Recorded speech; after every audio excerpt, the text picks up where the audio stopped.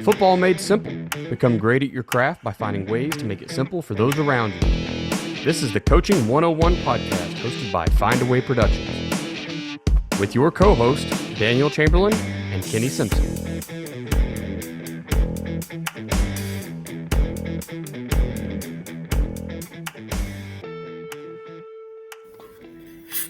What's up, coaches? This is the Coaching 101 podcast. I'm Daniel Chamberlain. That is Kenny Simpson. We're doing things new today. We're into this whole new technology. Jumped into the StreamYard family today so that we can go live. Tell you what, Kenny, I was at my grandparents' house this weekend, and my grandmother, my aunt, and my mom all talked about they miss seeing the podcast on Facebook because, you know, I was using OBS to record and screen record and move it over there, but it just quit working. So thought we'll try this, help us kind of grow the show in different ways, being live and on all of our social media at the same time. We can answer questions. And then, you know, kind of the behind the scenes, it should clip up the shorts and make everything easier for us. So should be a fun little transition. Yeah, that sounds good. A lot of people ask me about the podcast and say, Daniel's the brains of it. I just kind of show up and talk. So whatever you think, I'm going to trust you. Yeah, we'll see. I think it's good for us. It gives us a chance to host a whole bunch of people if we want to, and we can show video and stuff, which of course changes it a little. The dynamics are there, but you know, with it being a podcast, they can still watch that portion on YouTube. Anyway, so welcome you guys. Appreciate you all for being here today. If you are watching live, you can leave a comment and like we can see them and answer them live. So it's going to be pretty sweet. And I don't even have to go to all those websites. It does it all here for us. So feel free to leave a comment, ask questions, whatever. Let's just go ahead and knock out our quote of the week here, Coach. Yeah, sure. So quote of the week, comes from Team Themes Volume number 5, which I'm currently in the process of finishing. It comes from Coach Pat Riley. Pat Riley, one of my favorite basketball coaches of all time, for Miami Heat, Lakers, a long time ago, says there are only two options regarding commitment. You're either in or you're out. There's no such thing in life as in between. I think that's something we face all the time as coaches with our athletes, is convincing them that, all in really means all in. We call up and say different things all the time, like, family or whatever we want to say, but do we really mean that? Are we really all in on what we're doing? And I think that's really the only way, to play a sport, or really the only way to live your life, is you're all in or you're not all in. But people that are kind of in it, if things are going well, you're not going to win with those kind of people, and you're not going to win if you're one of those kind of people. So that was a pretty good quote to get us started off today. Yeah, the fair weather fan or fair weather player or coach, there's, it's hard to build anything around those. So that was an excellent point, man. I love that quote. I guess real quick, man, let's just jump straight into, Coach, tell us some way to make football simple for our staff and for our athletes. What's up, coaches? I want to talk to you for just a few moments about your program. The longer I'm in this profession, the more I understand that efficiency is truly the name of the game. You're talking offense, defense, doesn't matter, right? Eventually, you're going to come down to checking out your efficiency. So I have to ask you, are you doing everything in your program the most efficient way, right? Are you fundraising the most efficient way? Are you representing your players and your program to the public in the best way? Are you planning to build the facilities the most efficient way? If you answered no to any of those, or really even if you answered yes to all of them, and you haven't contacted Mark Bridges at Ace Sports, you're missing a key step. So look, Mark and his team, they are the go-to group for video board and scoreboard installations for your school. They're not just football either. Mark can help you mock up your newest video board for that new stadium, or maybe even your old stadium, right? That's where Mark and the guys come in. And we're not just buying a flashy thing, right?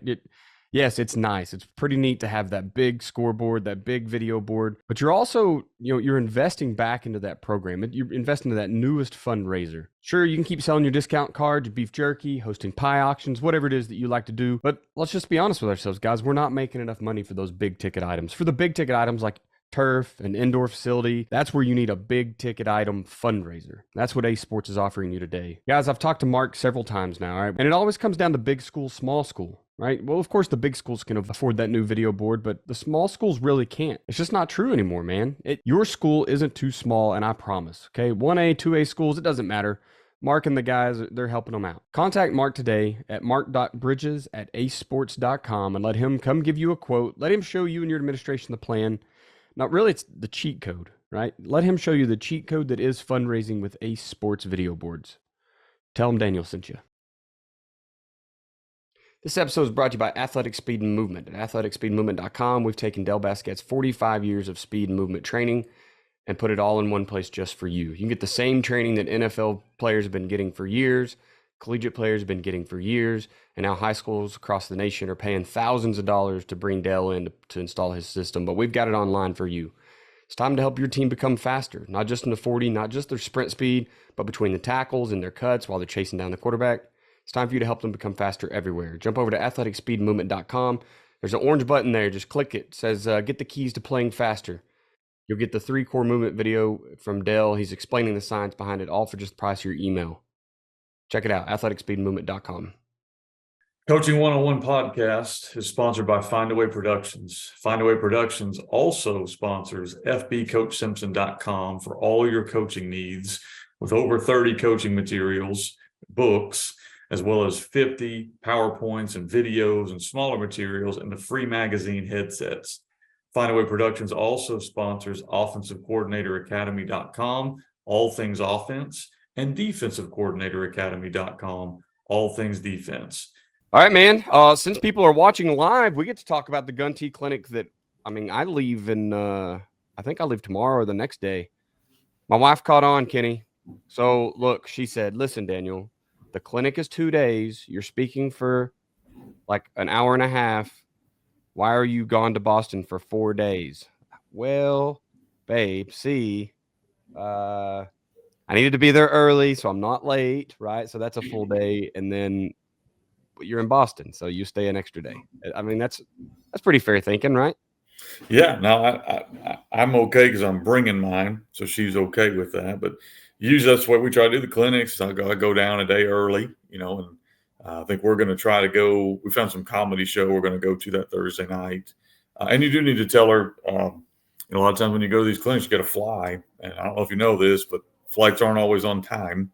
Right. So sometimes you run into that stuff. So I try to always go a day early. So we're going to go down Thursday as well. And Friday, I think I haven't figured out yet what we're going to do, but we'll probably do some kind of tour during the day. And the main reason we're there, of course, is the clinic. I think we've got over 100 coaches right now coming to Boston.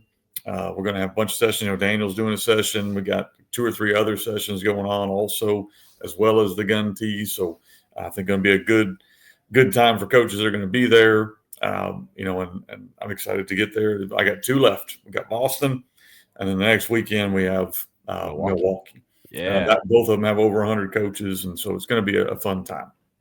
Be honest with you, I'm going to spend my free time on Friday at the Red Sox game. So it'll be their first home stand, their first home game of the season. I'm pretty excited. I've been to Fenway once, and I guess we actually went 2 or 3 games that stand, but it's back in 2017. So it'll be cool to see the new team, see the new guys out there doing things. But I'm not sure we're going to do it yet. I'm talking with Jamie, but Saturday night, I think the Bruins are in town. So maybe go watch a hockey game. Clinic will get over about usually 5 or 6 o'clock. I think the game's at 7. So it might be something I don't know if we'll do it or not, because I'm usually pretty tired. Those clinics I'm up there for 8 to 12 hours. It's quite a bit, but if I've got the energy left as an old man, we might go do that. That sounds like a good time too. All right, man. Let's talk about the books you've put out recently. I think there was a couple of them that are pretty fresh. Yeah, Play Caller's Guide is out. That's been doing really, really well. Gun T 6.0 is out. That's been doing really, really well. I'm really close. I think in the next probably month or so, we'll have the 3-4 Swarm 2.0. So we'll have the first update to our defensive books. I've got probably I would imagine another week's worth of work, and then getting it uploaded and shipped and all that kind of stuff. So I would imagine sometime early May, we'll have the 3-4 Swarm book coming out. Team Themes Volume 5, my hope is to have that out this summer. So you've got 2 more that are on their way to come out. And then I'm pretty deep into the process of a book that's going to be titled From 0-10 to 10-0. And so that's probably not going to come out until next year, but those are what are coming. Of course, you can go to the website and order one of the 41 books that are already out over at fbcoachsimpson.com. Perfect. Remind you guys, if you're going to do headsets, listen. So headsets came out. The most recent one's like this week, if I remember Yeah. correctly.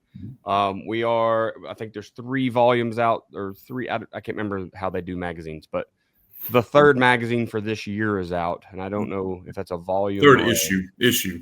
Volumes are years and issues There you are. go. So volume 5 years in a row they've been putting these out, and this is issue 3 had just popped out. It felt good to get back into that. I just missed one, but man, I was like, I don't feel right. I need to be writing. So if you aren't reading them, go read them. fbcoachsimpson.com/headsets. Check out the magazines, all written by other coaches, and the topics are so vast. Right, there's a variety of topics from whether it's handling timeouts at the end of a half, or if it's what to do if you're starting quarterbacks in trouble. Like everything's in those magazines. So go check those out. And if you want to write on those, just contact me or Kenny, and we'll get it all to the right person. And then, it's just write an article, and Jamie will take it from you, and she'll do all the editing of it and makes it look good and puts it in magazines. So it's a great place to start your kind of writing career if that's what you want to get into, sports writing, or you don't have enough yet to write a book, write a magazine article. It's pretty wonderful. All right, Coach, let's get down to business, I guess. We're going to talk a little bit of quarterback run game. I've seen it's kind of, I don't want to say getting popular, but definitely Twitter-wise, there are a lot of people that are talking about the quarterback run game right now. I know at the school that I'm working with right now, that's kind of it's not our main run. We have a dude at running back, but we're not afraid to, let him go lead block or whatever else. So it's something that I think everyone should carry. So why don't you tell me, like, why is the quarterback run game so advantageous to us to use? Well, I mean, there's a couple of obvious things in there. Number one is it's easy to gain numbers. I think that's the biggest thing coaches are looking for is how do we gain numbers? If you're an offensive coordinator, you always have to kind of have answers for, okay, if the defense does X or Y or Z. Well, one of the things the defense can do is they could go man zero and just stack the box. If you're a run heavy team, that's what you do. Then one answer the defense can give you is, okay, we're going to go man everybody up and everybody else is just playing run. And if they do that, the defense has a +1 advantage, which means they have one more defender against the run than you do, to account for them. For sure. And so the answers you have as an offense are pretty limited. You can either throw the ball because you may like the matchup you have, or another option, like we're talking about today, is the quarterback run game, because now that flips the numbers advantage back to you. You go from being down 1 to even, because if you have 5 guys that are eligible, they can only use 6 guys in the box. So you can run your quarterback and kind of gain blockers. And of course, you can do other things with splits to help in that world too. But I would think number one is the numbers advantage. Being able to go empty is very difficult for a defense. How they're going to handle that, especially if you do some different kind of sets that can be tough. If you don't have a quarterback that's a good runner, another option is going wildcat. Just snap the ball back there to your best athlete, and with a numbers advantage, either a lead blocker, running back, or out of empty, or out of whatever you want to get into. You take the quarterback out of the game, and you can use another blocker or receiver or whatever else it is. So wildcat's another option. You can go there. A lot of teams are doing that if they don't have an athlete at quarterback. I think it also makes it really difficult to play man. If you're playing man-to-man defense and there's an athlete back there at quarterback, if he breaks the pocket and all your guys have their backs turned to him, those are going to be explosive plays. That's why you think of, like, at the high levels when you're playing like a Lamar Jackson or one of those types of quarterbacks. Jalen Hurts is another one. You get caught in man with them and they take off running. Those are 30, 40-yard runs because there's nobody there, to make a stop. So as a defense, it really makes you hesitant to play man. Also, I think it makes it hesitant to blitz that guy, because if you blitz him and flush him, that could create other set of issues you don't really want to face. So having that athlete back there gives you that as well. And I think the other part of it, I think it makes the passing game simpler. If I don't have to defend a runner at quarterback, we can show a lot of stuff. But if I've got to account for that guy every play being a threat to run the ball, now it really limits how many guys I can drop in coverage It limits what kind of coverage we can drop. And because of that, I think it gives you the advantage offensively where you can, run some simple pass concepts because it could be read one or run, or read 1-2 or run. And now you kind of flip that advantage back to yourself. You don't have to be exotic in the passing game because the legs of the quarterback become either option 2 or option 3. And that really, I think, makes it a lot easier to call offense. Do you think the Wildcat has kind of petered out in recent years? It got real big for a while for us around here, but I haven't seen it as much. Do you think it was too much of a tendency? I think what's happened is people have now just decided, hey, let's make Wildcat our permanent offense and snap the ball to the best athlete, and now make him our quarterback. I think that's why, like you said, you don't see it anymore because now most quarterbacks in the spread world are a dual threat kid, or they're a run threat kid. At least in the area of the country that I'm coaching, which is in your similar area. Generally, if you're going in the shotgun, if that guy's not an elite thrower, you're going with a runner anyway. And so because he's already a runner, you don't really need Wildcat. I think that's my reasoning. Yeah, that's a good point. I see a lot of debate right now about this running quarterback versus throwing quarterback and what does your team really need. And there is a threshold, I guess, at what he better be an elite thrower if you're going to use him to throw, because an average thrower, but you've got an athlete on the sidelines, I guess that probably doesn't make sense, especially not in an offense like yours and mine where, let's just be honest, if we throw the ball 5 times, that's okay. We're going to tear it up in the run game with an onslaught of different variations and tags and such. So the pass is kind of like a secondary thing. So I guess that dude better be able to get it. Yeah, well, even look at the NFL level. I mean, your last 4 quarterbacks, Lamar Jackson, Jalen Hurts, you had Josh Allen, Patrick Mahomes, Jaden Daniels. Now they could throw the ball, so obviously they're dual. But all of those guys have in common, they're dual threats. You have to defend them running the ball. And I don't know how many games that Patrick Mahomes or Josh Allen's biggest play wasn't a throw; it was a run to convert a first down. So you're seeing, I think you're seeing these guys being groomed as quarterbacks now, where 20 years ago those guys were running backs or tight ends or receivers. And you were grooming Peyton Manning type guys and Tua Tagovailoa type guys, where they were in the pocket to throw, Drew Brees type guys. Yeah. You can win with both, but I think it's a lot harder to win with a guy who is not a threat to run the ball. Well, let's talk about that then, man. Let's just talk about why a running quarterback is overall a better fit than a non-running. I know you talked about like the Peyton Manning type, right? Like you better be elite at throwing that ball. But what else would kind of make that decision for us? Yeah, well, it's hard to find those guys. It's hard to find elite quarterbacks that have the ability to really spin the ball at the high school level, unless you're at a big school where you got a lot to pick from. And so, for 90% of high school coaches, you're not always going to have that option. You may have it 1 year or 2 years, but you're not going to have it every year. And so to build an offense around a quarterback who, can drop the ball in the bucket every year, you're kind of risking it. What if he gets hurt? What if you don't have a quarterback that year? What if there's a lot of things that can happen where you may not have the next Peyton Manning or the next whatever version of that you want it to be.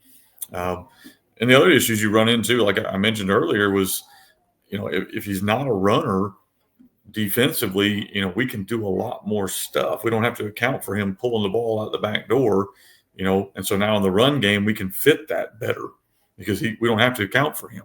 In the passing game, we don't have to account for you really moving the pocket a ton because we're not really worried about that. We're more worried about getting in coverage. And on those type of guys, I'm going to be way more aggressive getting pressure at their feet, because if I can you think about how you stopped Dan Marino back in the day, how you stopped Peyton Manning back in the day, how you stopped Tom Brady. The only way those were the best of the best. You stop those guys by getting pressure in their face, because they didn't have the ability to get out of the pocket and make plays. You get pressure in Patrick Mahomes' face, Josh Allen's face, they're going to get the edge, and now you're in a lot of trouble. Yeah. So I think that's a big thing we don't think about a lot. And I think it opens up a lot of other stuff. Like, I think to me, it makes your offense almost impossible to stop if the guy can do both. Because for the defense, what are we trying to take away? Like, what are we going after? How are we attacking you? You know, it just there's not many answers you can have there.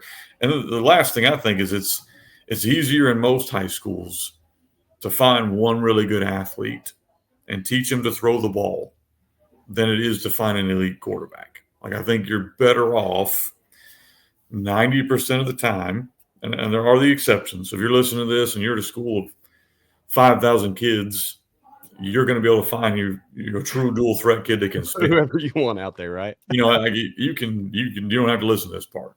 If you're at the normal high school, it's going to be much easier for you to take a good athlete in the 7th, 8th, 9th grade and teach them how to play quarterback, you know, and make them a runner first, and then teach them some simple things and fine tune their mechanics in the passing game, get them better as they get older. You're going to have a lot more success with that than you are hoping you have an elite passer. You know, this past year for us, we had a sophomore at quarterback, really good athlete, probably one of the best athletes in the school, if not the best athlete. And as he got more comfortable, and he could throw the ball, but he was mainly back there because he could be a dual threat kid. Like, he could run the ball and he could pass the ball, you know. And so as he came on for us and got better and better and better, you know, our offense I watched get tougher and tougher and tougher and tougher to stop because we started allowing him to run the ball, you know. And now you got to defend the whole field. You got to defend strong side run, backside run where he pulls it. You got to defend the passing game. You got to defend, you know, boot, you know, kind of boot action type game. It makes it really, really difficult. And I think it's easier to take a great athlete as a young athlete and teach him to throw it than it is to hope your kid who's tall and long and can spin it turns into an athlete. I think you're seeing a lot of coaches go that way. That's why, Daniel, you mentioned you don't see Wildcat much anymore. But even look at your college landscape of the best colleges, other than the kid from Georgia. Is it Beck that played at Georgia? Yeah. Every other team that I saw play in the college football playoffs, their quarterbacks were a true run threat. Yeah. You know, you'll see one every now and then. Kid from Michigan last year, who wasn't really much of a run threat, but he could really throw it. But most of the quarterbacks you're seeing are dual threat kids. Well, they didn't start off that way. They started off as great runners in junior high, and they developed as a passer as they got farther along. So a couple questions here. One, do we eliminate a standard quick game? You know, run a hitch, run a slant, run a fade when we go to this dual threat? Because you talked about one read and run. Well, I probably need him booting if he's going to really run. Otherwise, he's, you know, going to be running right back up a clogged middle. So does that eliminate that from our playbook? Do we just have to put him on, is it flood route all the time? It depends on the quarterback. I mean, I've had quarterbacks before that they were great athletes and, man, they struggled completing those routes. So we just took that out of like you just said, we just eliminated that. We said, all right, we're not going to run that. We may run like roll out with an out route or a flood concept or something where you could run it. This year's kid I had was actually more of a dual threat, you know, so we were able to keep that in our playbook because he could sit in the pocket and deliver. That wasn't probably what he was best at, right? But he was able to do that. And if you gave it to us, you know, you gave us one-on-one or you gave us whatever, I would call that. You know, so I think that you don't have to eliminate it necessarily, but if they are, you know, more of a runner and not a great thrower, then yeah, I mean, like what we've done in those years, that's come out of our playbook, and in its place has come more like power read or, you know, run option type stuff. Yeah, we've a couple of years ago down at Stillwell, you know, we had a kid that could throw it okay, but it was a typical small town school. Like, you didn't have an elite athlete at quarterback or at receiver to make great catches. So if the ball wasn't perfect, they probably weren't.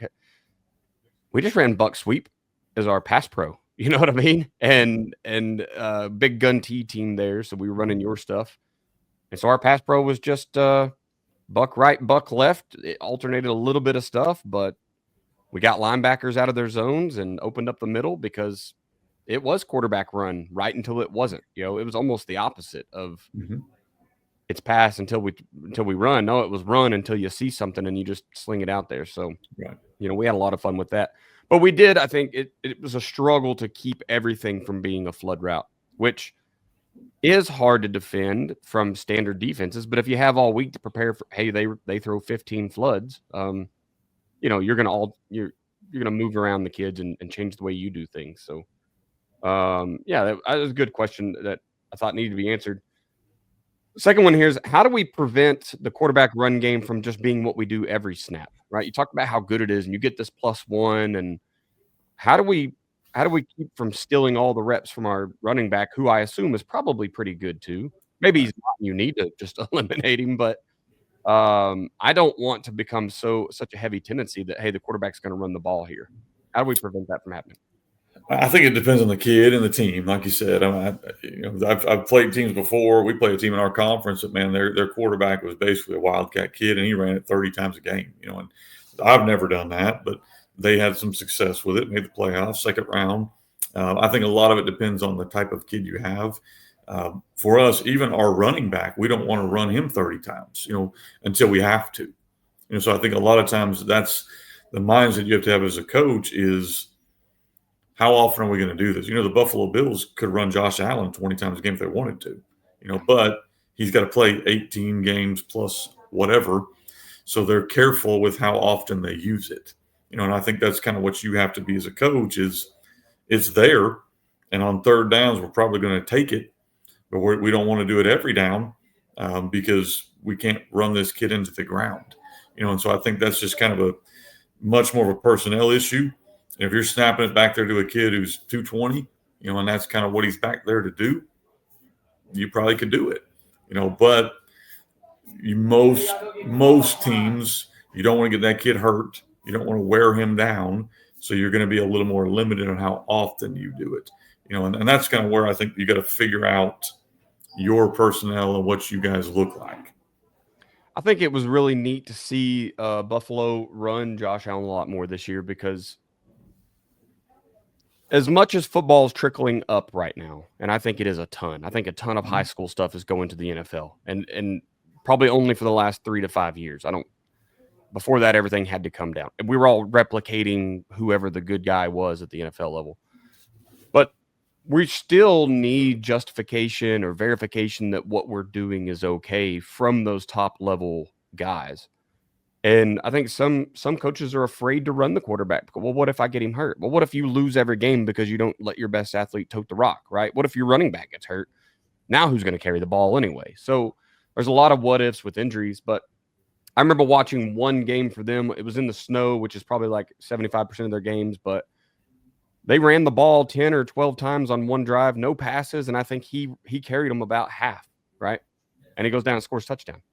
That was great for high school coaches to see, like, this highest paid ever. I think he's the highest ever now, right? The highest guaranteed ever quarterback in the NFL is toting the rock on half the plays on a single drive when it matters. Like when the game's on the line, let your dude tote the rock. So look at Jalen Hurts. I mean, they just won a Super Bowl.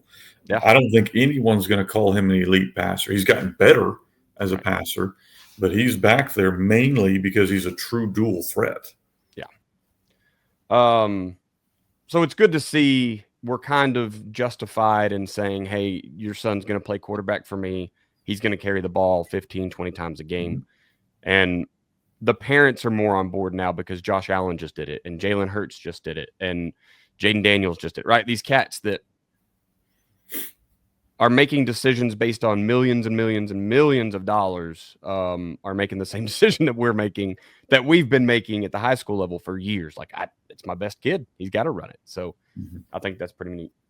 Last question here, Coach, and we'll start looking to kind of close out. But how are we pairing? So let's just say we're in an offense now. You run the gun T. I run kind of a multiple type offense. Some guys are spread, air raid, et cetera, et cetera. How do we take what we're doing now and add a run game component to it? How do we pair what we're talking about, all these advantages of the quarterback run game, with whatever we're doing right now? I mean, I think the simplest way is probably just to keep the same exact runs and just tag the quarterbacks running it. So, I mean, think about if you have an inside run, You could go to empty and just snap it and let him run it. You could window dress it and let him, flash fake a ball and run it. You could put the running back next to him and lead block. But basically it's your line is not going to learn anything different. They're going to block whatever you've called. He's going to run the ball, and so that's the simplest way to do it is you just snap it to the kid and run the same run plays you already had, and either do it from a formation that's different, gain a lead blocker, or window dress it with some fakes, but that changes nothing. That's an easy install. Like that's a 5-minute install. It doesn't take much at all. Or you could get a little more exotic and run options, RPO type things, or run options where, bash, where you're going to run stretch right but block GT left and let him read something. And if the defense flies, he pulls it and runs it. Power reads another one. You're going to run outside stretch or whatever, read the play side D in, and he can pull it and run up the middle. So there's lots of ways you can make it. If he can read it, you can make it more exotic. That's Buffalo does that a lot with Josh Allen. Philadelphia does that a lot with Jalen Hurts. At the NFL level, you don't really see a lot of just straight quarterback runs. You see a few, but most of them have an option in them. Run option, or like you just talked about, I'm going to run the ball at quarterback and we're going to have some route combos going on. Like that was before that became a thing. That's what people did with flood. You roll out, you look to run first. If you can't run, you throw it. Well, now you just dress it up with some kind of pin and pull or some kind of whatever else it's going to be. And his quarterback run, or he could throw the ball. So that's a couple different ways. A big thing too, I think, is you're making them cover with one less guy. So you think about, like if you run a flood route or some kind of boot or something where you get your quarterback on the edge, that's already difficult. Like that's difficult at any level, even if he's not a run threat. It's really difficult if he's a run threat because somebody has to account for the quarterback on the second level of the defense. It's got to be some linebacker. It's got to account for the quarterback to run it because you're teaching him look to run first. If he's accounted for, all you have to do as a coach is figure out, okay, which guy is on the quarterback and make sure I call the play that brings a receiver into that zone. What zone is being vacated because they're covering our quarterback? Are they bringing an inside backer, or the curl route or, in breakers should be open? Are they bringing an outside linebacker? We got to be able to run a little shoot route or dump route or whatever else is on. So to me, I think that's the kind of stuff you look at with your quarterback being able to run the ball is you don't have to just revamp your whole offense. So step one is you just run the same stuff and tag the quarterback to run it. Step two, if he can read it, is now I can run the same runs and leave an unblocked guy and let him read it. And then step three is in your passing game. I don't think you have to add anything. I think you can actually take things out in your passing game because you teach him that his legs are an option. Yes. Yeah, we're a big full field read team on our pass stuff. And I know that, that's a controversy in itself, whether you just read one player, one side or whatever. But when our running threat quarterback is out there, we know, number one, he's never getting to the second or third read. So he's going to run. And so we've changed the offense for him. The kids still run the same routes. He might be thinking backside first, right? We run a lot of Y cross. He may pre-snap read the Y cross or the go outside and be like, nope, that's not there pre-snap. So all he's looking is backside. So he's kind of modified the offense in his own way, but still to find some success. I look forward to watching him grow over these next couple of years. See if we can get him into 2 or 3 reads before he bails. Maybe not. We'll see. And honestly, I don't think it matters when he pulls it down the run. He's a go-getter. So everybody knows that I'm big into the tagging system. So we're going to tag up the offense. And so this to us is just another tag. So if that's what you're looking for, is to get your quarterback in the run game. Kenny, you talked about it. Keep all your same run schemes. We're big into like 9 kids are doing the same thing. 2 kids are changing. So that's how we do it. If we're going to run buck or we're going to run outside zone or whatever, we're just tagging it with a word that tells the running back, hey, you're going to fake getting the ball the opposite way, or you can just line up play side and go lead block. You can fake getting the ball in the same direction we want to go. So maybe it is Buck to the right. It looks like he's running Buck to the right, but he comes a lead blocker. So we've got lots of fun ways. We've even taken care of like backside defensive ends with our tailback after he fakes the mesh. So I think once again, if you live and die in this tag world like I do, that's just another tag for you. It's just hey, once again, 9 of you are running Buck. Don't worry about all the rest of it. You two in the backfield know that this is a fake or a lead or whatever. So that is another way to get to it. I personally have probably struggled with getting the run game to make sense with the pass game because, we're dialing up a pass because it's 3rd and 15. I don't really want you running 10 yards deep and decide, never mind, I'm going to go run 25 yards for the first down. But and sometimes it works, sometimes it doesn't, right? We've missed big pass plays because the quarterback just pulled it and ran, and the pass was there. Whether he can complete it or not is a different story. And then, we've had the guy that probably didn't have the wheels. The pass wasn't there. He tries to take off and run, and now it's a loss of 2 or 3 or whatever because he just doesn't have the oomph to go get it done. And I've seen that all throughout my career, right? With multiple, you talk about like the diversity of a quarterback, and I'm going to steal a little bit of your today's lesson because I see it wrote there, but quarterbacks come in all shapes and sizes, right? And I think it's really neat what you talk about is like just put your best athlete at quarterback and snap him the ball. I don't know if you're really wanting to be a pass-heavy offense, which some guys just have that inclination to go do. I don't know how you change that up. I don't know how you make that fit with that offense. But for the rest of us who are just make this offense work this week or this year, right, with the kids we have, I think that absolutely is the best way to do it. So Wildcat all the time, if you will. Sweet, Coach. Well, that closes out the questions there, kind of checked all the boxes. So let's get into our lesson, what not to do as a coach. Yeah, I think like you kind of mentioned, is not to view the quarterback position as a cookie cutter position. I think that's becoming normal now, but for a long time, probably even 10 years ago or even 5 years ago, we kind of had a vision of what we thought our quarterback was going to look like. You walk out on the field, you're looking for a tall kid who can spin it a little bit, and that's great if you're at the college level or the NFL level where you have 100 kids to pick from or 1,000 kids to pick from. Obviously, we would all like a tall quarterback who can drop the ball in a bucket and who can run. Like everybody wants that kid. If you have that kid, awesome. But don't overlook the 5'8" jitterbug who's a leader on your team who runs a 4.4. Like maybe you can do some good stuff with that kid. Or maybe you can do some good stuff with the kid who doesn't throw it as well as you'd like him to throw it. But my goodness gracious, he is lightning in a bottle. Or maybe your guy is big, thick former guard, who's 220, or 230, but he can throw it well enough and he's physical and hard to tackle. I think sometimes as coaches, we kind of have a box of what we're looking for quarterback. So we settle for a lesser kid because he checks some of the boxes that we have.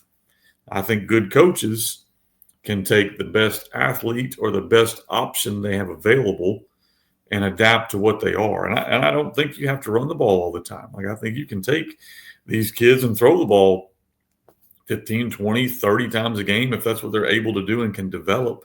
If you're blessed to be at a school where you can pick them young, we try to pick really good athletes in the 7th and 8th and 9th grade and then just kind of see which ones develop because you don't really know how they're going to develop until you give them a chance.